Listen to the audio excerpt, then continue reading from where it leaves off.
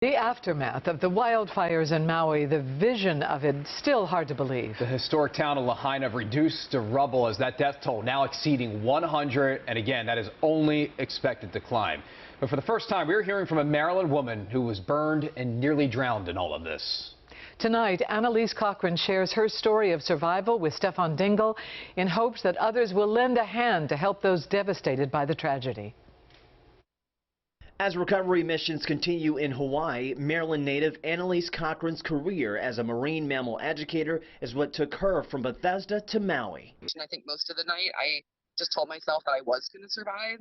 After I collapsed on the ground, not being able to breathe and was quite literally gasping for air, I would close my eyes and I would just see blue lights just dancing around my field of vision. I knew I was losing time. Cochran was one of about 40 people rescued after taking shelter with a neighbor at the water's edge in Lahaina.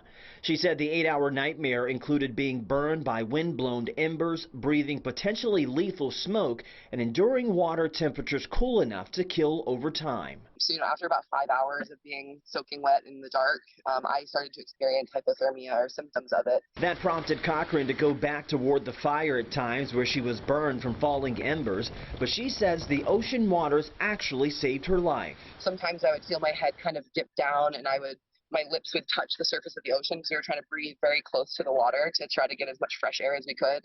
And it was like the feeling of the waves against my face that would sort of make me come to again. As she fought to survive, she texted her mother saying she was alive and that things were still really bad and that she loves her so much. Cochran now has scrapes and burns as a reminder of her story of survival. She is currently staying at a shelter there in Maui. Her employer, Pacific Whale Foundation, lost a large boat in the fire, but is now using donations to help others. We have a fleet of boats that we typically use for whale watching and snorkeling, but we've been using these boats as a way to get more easily and quickly to Lahaina with big loads of supplies. And while Cochran will likely return to Maryland and reunite with her family, she wants people to pitch in whatever they can to the Red Cross and other verifiable orgs in the days, months, and likely years of recovery on the Pacific Island. I'm Stefan Dingle for WJZ.